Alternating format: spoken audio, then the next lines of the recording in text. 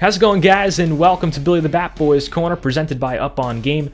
I'm Billy Pinckney, and today we have an exciting guest on the show. It's Jeremy Barnes, New York Mets hitting coach, and somebody who I've known for 10 years. We go way back to 2013. He played for the New Jersey Jackals while I was a Batboy during my first year, and it's exciting to see what he's been able to do to reach this point as the Mets hitting coach and the lessons that he's learned along the way, and how that year when I met him was really the beginning of his transition into more of a coach and a mentor behind the scenes. So we're going to get an in-depth look about that and see how he's been able to apply those lessons that he learned in his career with these big leaguers and some of the best at the major league level. All right, guys, we're here alongside the hitting coach of the New York Mets, Jeremy Barnes. Jeremy, appreciate you coming on. I appreciate it. Thanks for having me. Absolutely. Well, we go all the way back, 10 years back. You played for the New Jersey Jackals independent baseball team during my first couple seasons as a Batboy, so I got an up-close view at watching you play, watching you compete, and really what stood out to me about watching you was your baseball IQ and just the leadership abilities and how you helped bring the team together and be one of those main go-to guys for a lot of the players. And you know, your history of playing in the Phillies organization, playing at Notre Dame, and just having this great background. How important do you believe it is for leaders like yourself to help bring the team together and do what they can to learn as much about the game, be a student of the game, and just be a guy for people to come to? Yeah, I mean, I think that's always huge. I think for me, it was always about just trying to lead by example. So I remember the Jackals. I was in the back cage with Ani and different guys like that, trying to do my thing and trying to improve. And it's just this insatiable drive to, can I get better? Can I do something else? And then it's baseball. Like, you get back there in the cage and other guys come out. Nick Jaraputo and other guys came out there, and it was, you end up talking shop. What works for you? What doesn't work for you? What are you thinking when you do this? And just through talking and sharing ideas, one, it's a bonding experience. The cage is a bonding experience out there like that, which is always awesome. But two, you get to learn some stuff. So it's one of those things that it is wrapped a little bit in selfishness and what can I learn? What can I do to get better? But at the same time, it's a bonding experience with the guys. And by doing that and going out and putting your work in every day, it creates a little bit of a snowball effect for everybody else. Right. And in having that team over me and we over me mentality, how do you think that plays into the culture of an organization and a team? And even maybe as someone who is maybe more self-centered, how could they transition into more of a guy who is more team-based, team-oriented, and wants to truly help the rest of his guys out? Yeah, so for me, it's interesting. Like, baseball is such a unique sport. It's a team sport, but it's highly individual at the same time. And like, I would say, like, it's okay to be selfish in baseball in the aspect of, like, what is your role and knowing your role. Like, if I'm there to be a leadoff hitter and be an on base guy, I don't, and like that's what I am good at. That's my skill set. That's what the team needs. I don't need to be the guy that's trying to hit the home run every time, right? Like, it's one, know your role. I think that's really important. And then once you know your role, it's be as good as you can be in that role. And that is a selfish endeavor in a lot of ways. But baseball is unique. Whereas, if I am really good at my role on that team, I'm helping myself, but I'm also helping the team. And so I think it all comes back down to just communication and knowing your role and what you need to be on that team with that given players in order to make that thing go. And you see at the highest level in the big leagues, you see players who, everyone's not a five-tool player. I mean, a lot of guys, they have their strengths and they really hone in on their strengths and making them get as high as they could possibly be. But there's some weaknesses that players have, and they might not focus as much on that, but they really focus on their strengths in order to elevate themselves and their team. And as you said, everyone has their role. So how should guys focus on differentiating their strengths from their weaknesses and evaluating them and seeing what they should really focus on? Yeah, so I always talk to, when I was a coordinator for the Astros and then a director over at the Mets, like I talk to the coaches a lot about, like, when are we trying to make change with a player? And I think a player needs to know this too. I would always work backwards from the game. So there's a lot of information out there. Like at the level that I'm at, there's Baseball Savant. We have internal stuff. There's enough data and analytics that are explaining what is actually going on in the game. So you start there. What are my actual strengths and weaknesses? And I would say look at the information. Like, and if you're in high school, like look at what you have there as well, and then like work backwards from there. So you know, I'm so used to the professional schedule now. We play at like 7 o'clock, 7:05 or whatever. We always tell the guys like up until dinner time. So like roughly, let's call it 5:30, 6 o'clock. Up until that time, you're working on your weaknesses and something for a month from now. So we want to spend that time earlier in the day away from the game, doing anything we need to do, whether it's strength conditioning, working on some swing mechanics, injury prevent, like, whatever it may be. That's kind of the time that I am working on my future self. And then there has to be a switch at some point, especially when you're playing every single day. It's where you flip that switch and it's like, okay, how do I maximize and prepare for my strengths tonight? And, at the end of the day, it all comes back to you. I had a hitting coach, Greg Legg, one time tell me when I was in low A, know thyself. That's the most important thing in baseball. And it's not shying away from the things that you're really good at. And you need to know that and embrace that. But at the same time, it's not being blind to the things that you're not good at. You have to have a good balance of both. And, if you're playing a couple times a week in high school, I would say like the days you're not playing, you need to be working on something for the future. And then you're only playing a couple times a week. So like on game day, it's about like, what do I need to do to maximize my strengths and go out there and shine today? But we can't not do both. Like you can't be completely stuck into like only work in the future mode and forget to go compete. And you can't be in just competition mode and never try to better yourself for the future or you won't grow. Absolutely. Yeah, and I want to touch on, too, your transition from playing on the field and then moving into the front office, into a coaching position. You went over with the Houston Astros, did some great things there, and then made that transition to the Mets organization. So how did you first break into that role beyond your playing career in the front office? Yeah, so I mean, I think you probably were at the very beginning of it. We're in the Jackals, so I think I even did some lessons with Ani in the back there. It was always one of those things like we talked about earlier. I always wanted to try to know more and figure out myself more and learn more. Can I swing better? Can I swing faster? Can I hit more home runs? Can I drive the ball the other way better? Like all these things led me down a path of like trying to figure out new stuff. I also like coming from a little bit different era, and I had a really good mentor earlier in my career, like in high school and stuff like that. That was a little more progressive in stuff that he did. So I had this progressive side to me that was not really going on in the game when I was playing and like around that time.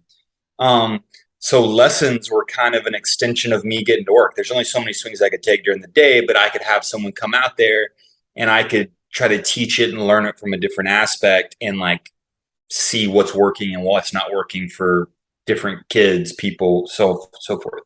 So that kind of got my itch going. And then I don't know if you knew this, when I was with the Jackals, I would go over to Australia and play in the off season, the American off season over there. So I would do lessons and stuff like that over in Australia, and I had a totally different set of people. It was players that never played baseball; they played cricket their whole life, and so it was just a huge different mix that I was getting to like try out these crazy ideas that I had. I ended up, after I was done with the Jackals, I actually got a job over in Australia where I was able to run amateur baseball for a couple years. And I got to test out, again, I put air quotes, my progressive crazy ideas and, combining strength conditioning to hitting and, looking at the swing from a holistic movement standpoint and just different stuff like that. I got to kind of do it on a little more of a big scale with being able to run what they call the Australian Capital Territory. It was affiliated with Baseball Australia. And, I was doing velocity programs over there and bat speed programs over there and S&C programs. And I was able to link up with the Australian Institute of Sport, pick their brains, do things over there. So it just kind of happened like naturally. Like I wanted to live in Australia and People wanted to know what I had to say about baseball, and it just kept kind of growing. And then Rachel Balkovec, who was the first female manager with the Yankees this past year, she actually came over. She was with Houston Astros at the time and spoke at a conference at the Australian Institute of Sport. She came and she heard about a baseball program and wanted to go check it out on the other side of the country.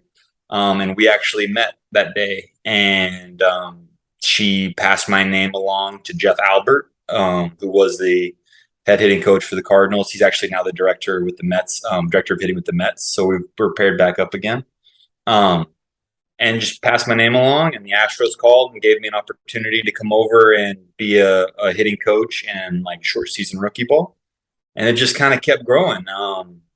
It was a matter of right place, right time, trying new things. And by no means what I was doing over in Australia was groundbreaking or like the answer. But one thing that Jeff Albert and them really cared about was I was doing something. I was trying. It may not have been right or perfect or anything, but I was trying. And then I had that mentality, was able to get over into the Astros system and got access to analytics and data and technology. And they were very, and still are very open with that information over there. And I just kind of took it and tried to continue to hone the craft. And people keep saying they want to hear my opinion. So I'm going to keep giving it as long as they want it. Absolutely. Well, he then went over to the Mets organization. Was it Albert who then brought you over there? No. Jeff was at the Cardinals at that time. So it was, I actually spoke at a conference called Slugfest. And a couple people saw me. Zach Scott, who was the interim GM for the Mets a year ago, I believe he's the one that saw me speak. And I actually was a hitting coordinator at the Astros and actually went to the Mets as a director of player development. So it was a completely new role. That was a front office role, as opposed to just worrying about the hitting department. I was tasked with creating systems and really ushering all of development into a more modern, progressive style over at the Mets. That job lasted a year before Billy Epler, the new GM, came in and offered me the assistant big league hitting coach job. That's awesome. So would you say that you were more of the analytically based hitting coach, and then Eric Chavez was more of the guy who played in the big leagues, and you were paired up together to kind of have that collaborative discussion? Yeah, that was the vision. I mean, I can't say enough good things about Eric. He was absolutely incredible. And I think I definitely have a reputation and a little subtitle next to my name as the analytic guy, the movement guy, the modern hitting coach. But I don't know if I really buy into that kind of stuff. Like, we can say Jeremy was the new age guy and Eric was the old school guy, but hitting's hitting, and communicating with athletes is communicating with athletes. Coaching's coaching. And if you're open-minded and allow yourself to, try to learn from all parties coming involved, which he did as much as I did, if not more. It's all kind of the same. Like, there is no polarizing ends of the spectrum. Like, I think the sweet zone is somewhere in the middle. And that's where, I thought we had a really good relationship and really good partnership last year. Like, we may say things in a little different way. We may view things through a different lens, but at the end of the day, what we were trying to do as hitting coaches was we were just trying to bring the most out of our athletes that we had in front of us. And that may have been using data and technology, or that may have been old school, whatever that may be, right? Like, just talking through, showing some video and just going through some fields. Both have a place. Both are really important. It's about, putting the right prescription with the right symptoms. Yeah, because you were really reminding me of that combination of an old school, new school guy. You were able to win and succeed earlier on, 2013, 2014, and put up great numbers without a lot of that data and understanding what feel is, how that applies to players and game decisions, and also use the data to help you guide make decisions and make that work out. So what were the Mets looking for when they revamped the coaching staff? They bring in Buck Showalter as well. What were they looking to do? Well, I mean, I think it's kind of what we're talking about is like there's this combination. Like so much of the world these days is binary. You know what I mean by that? Um, it's new school versus old school. It's two polarizing thoughts, and you're either in one camp or you're in the other camp. And whether it's politics or baseball or anything, it's typically not where the masses are, and like where you can reach a lot of people. And so one thing that Billy was like did a really good job of, and we're continuing to strive for, is like we don't want to be this like polarizing thing where it's like, oh, we're an old school organization or we're a new school organization. Like we want to be an organization that is good with people, with relationships, with a little bit more of the old school mindset. And we're not scared of the data. We're not scared of the information. We're just trying to like look at this stuff in a holistic manner and apply the right solution for the problem that we see. And so Buck comes in with tremendous experience. I mean, as much experience as anybody, and is a master communicator with the athletes, and is able to come in with that experience and provide that stability. Which then what that does is that allows myself and Jeremy Hefner, the pitching coach for the Mets, and Eric Chavez and all these other people to do what we do, right? And like he creates that stability in the locker room and the media, and he's the man. He has that respect. All these athletes respect him, and he's the one making the decisions and pulling the strings. But what that does when you have such that strong, stable presence, it allows everyone else to going back to the basic thing we said at the beginning, do your role, do what you do. I didn't need to do anything beyond what I'm capable and good at doing, right? Eric had his stuff, I had my stuff. They overlapped completely. We were like two peas in a pod, but it was like just eyes down, do what we do. We knew that Buck had the big picture, and that's why you bring in someone like that. What certain lessons were you able to take away from being in the dugout with Buck Showalter, watching him manage games, manage the bullpen especially, seeing what kind of decisions he's making? Were there any things that stood out to you in what he made?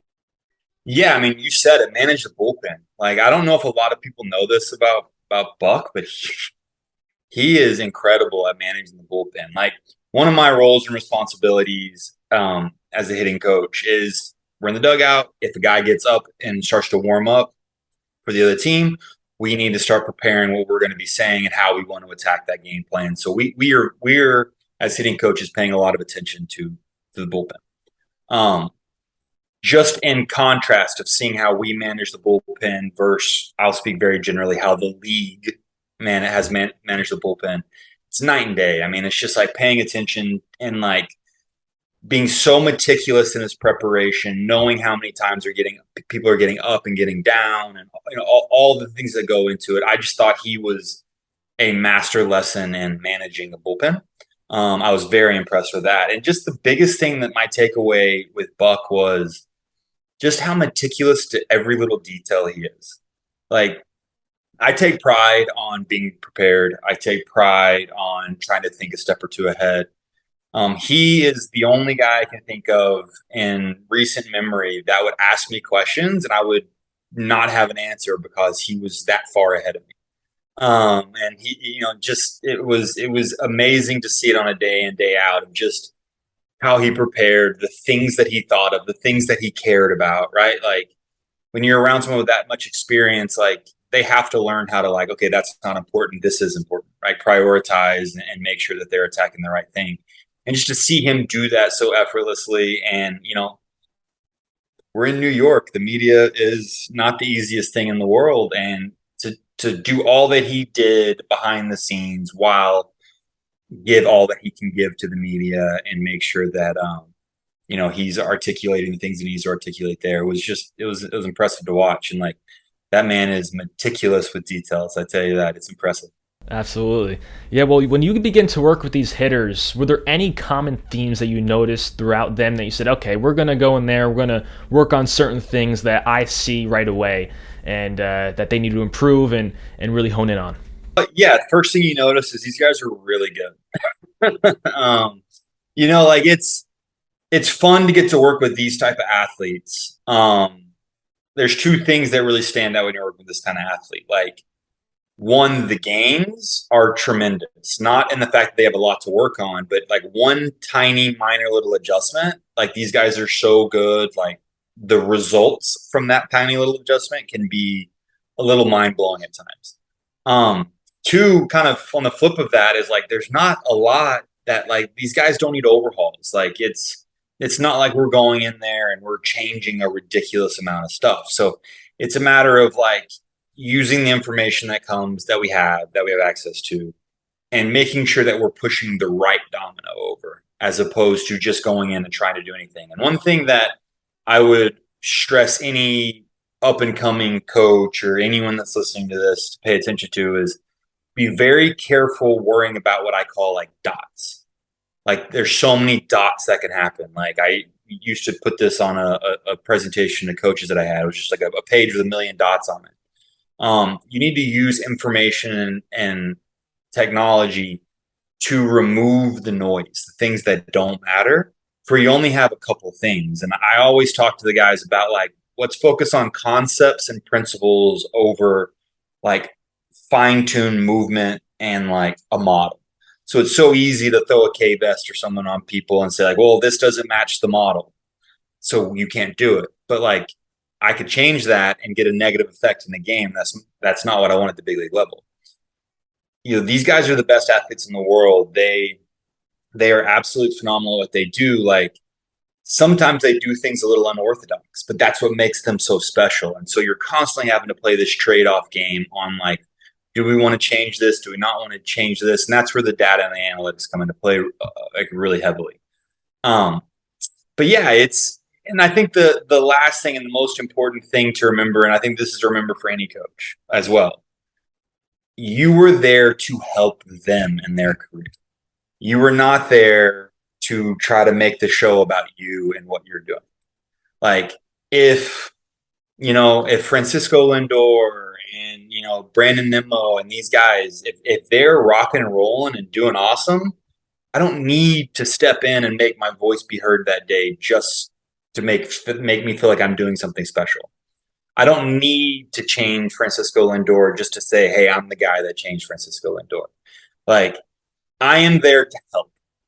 And if they get off what they need to be doing, or things don't go, if things aren't going how they plan, like I'm just the extra set of eyes to help, nudge them back and try to get them back to optimal as quickly as we possibly can. But that doesn't happen unless you show that you can be quiet and like not try to intervene at every little second. And because like they're the man in the arena, they're the ones going and competing every day. Like I have to be able to listen to them and what they're feeling and what they're going through mentally, physically, emotionally, all these kind of things. And so like a lot of times like people think that a good coach is someone that just talks a lot and knows a lot.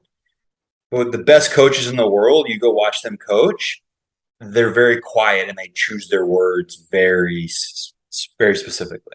They do a great job at listening and really observing. And what have you observed with how they go about their approach? And even if they don't get the result that they're looking for, they still stick to that approach and don't let it mentally affect them or bring them down in any way. Yeah, I mean, you're talking of 162 games. I'll use Francisco Lindor, for example. He missed one game last year, and it was because of a broken finger. And he played other games with the broken finger. It just was that day. It was it was fresh and just didn't get to work out. But you're talking 161 games from an athlete who's getting 3 to 5 at bats, plate appearances a night. Like I think he ended up with 700 plus plate appearances. Like this is where like the mental side of the game in baseball like is so important. Like you're never as good as you think you are. You're never as bad as you think you are. Like it's somewhere in the middle. And it's a matter of like, if you kind of like stick with the process and your plan, like there's going to be moments that you do everything right in the game of baseball and you just don't get a hit or you don't get rewarded for it.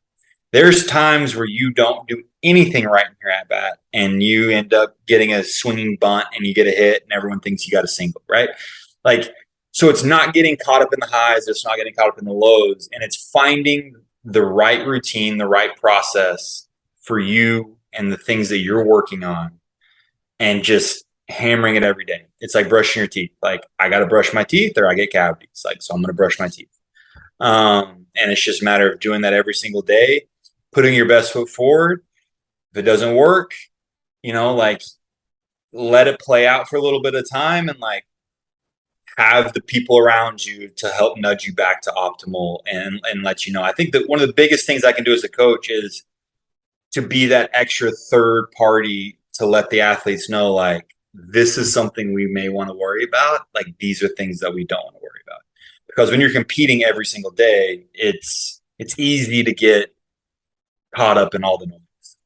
I feel like a lot of teams, what they do is that we mentioned a little bit before about having that individual relationship with the player. Do you feel like teams, some of them have this cookie cutter type system of an approach where, okay, we're so focused on the long ball, we're so focused on power and that type of surge throughout our whole lineup that it's inducing, a lot more strikeouts, creating a lot more of those results, and not really taking each individual player as who they are and what their strengths are. If you take a guy like Nimmo and Pete Alonso, they're different players.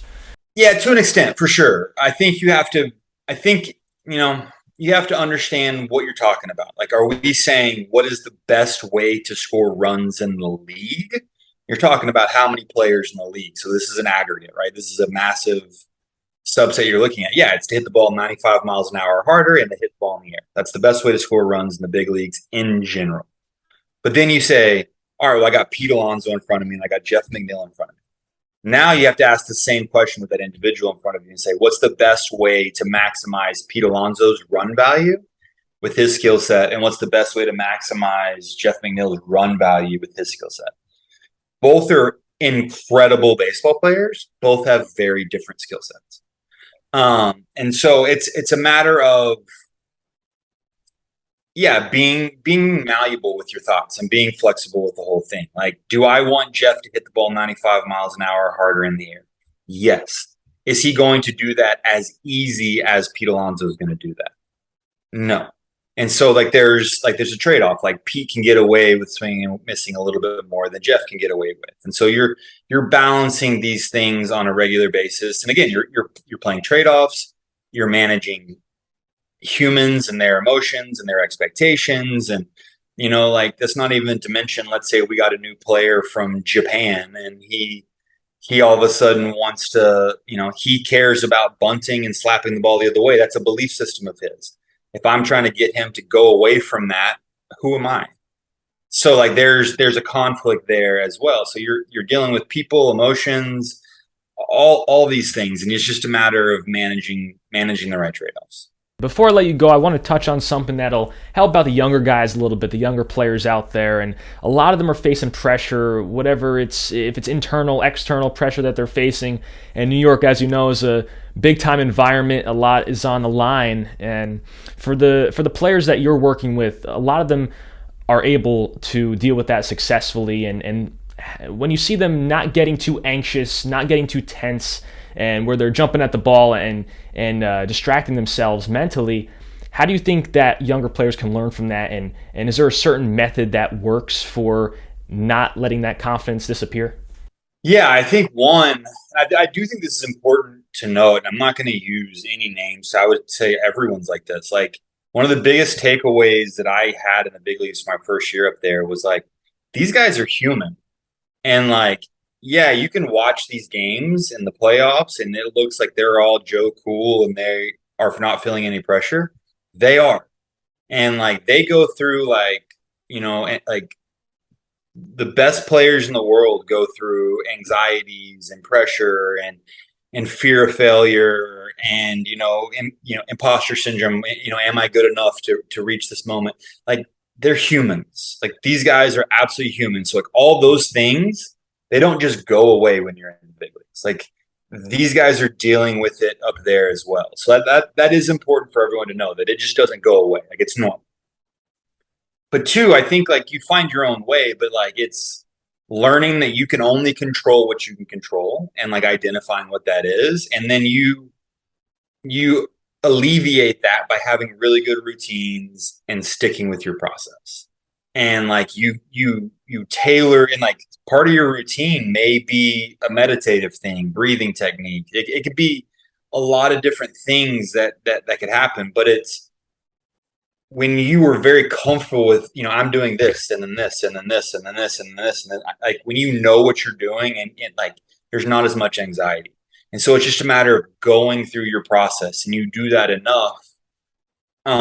You don't, you can say you get used to it, but again, like it may get a little better, but this stuff doesn't go away. Like, I mean, I'll say this myself, like went to the postseason this year, we end up not getting out of the first round, but like, it was weird. It was like all of a sudden those post games happen, and postseason games happen, and like I even was like nervous for the game. I was like, oh my gosh, this is crazy. So one, it's normal. Control what you control. Develop really good process and routines, and that'll help push that out, because your routine is about working on the things that you can control.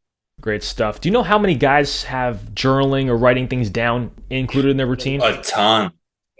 A ton. A lot of guys. I know a lot of guys. If you walk through a locker room at the end of the day, like right after the game, you'll see numerous guys writing in notebooks. Yeah. They are, I can't speak to what they're writing down. I could only imagine how they're getting pitched, what their thoughts were. It could be a million different things. But yeah, like writing things down, journaling. There's a lot of all these things, meditation, breathing, journaling. Like, I know even when I was coming up, it was like, oh, this woo type stuff. I'm good. The stuff's real, and like mental skills, mental performance, all that is like as much part of the game and as much of a skill set as swinging a bat, throwing a ball hard, anything else. It is the other tool, and really embracing that side of it all is massive. And a lot at the highest level, that is the thing that takes them over the top. It could probably alleviate some of that pressure too when you actually have that written down. You're focusing on your breath and meditating, maybe yoga, or just having those routines. It could definitely help out greatly. Yeah, and everyone's a little bit different, so it's just a matter of it's trial and error in some ways. You try things out, and some things stick, some things don't, but like it is a big part of the game. Great stuff. Jeremy, I appreciate you coming on. Thank you, and keep doing your thing. Looking forward to seeing it. Awesome. I really appreciate it, man. It was enjoyable. We'd like to thank you for tuning in to Billy the Bat Boy's Corner, presented by Up On Game. You heard it right there. Jeremy Barnes and his experiences working with some of the best players in the league, and what he's been able to do in the front office as a player, and truly apply that to working with these players. Having a mixture of an analytical mindset and a feel old school mindset, and combine them. And he's working with Buck Showalter, one of the best managers in this game, and having a beautiful mix of perspectives and energy in that dugout. And that's why the Mets have been successful, and why I only see them becoming even more successful in future years. So we'd like to thank you for watching this episode. If you'd like to learn more about what we're doing, be sure to check out on social media at Billy the Bat Boy, at Up On Game Network. Rate, review, subscribe. And don't forget, we're supporting the Father English Center in Paterson, New Jersey, helping out the community and the younger ball players out there. Thank you for tuning in, and we'll see you next time here on the show.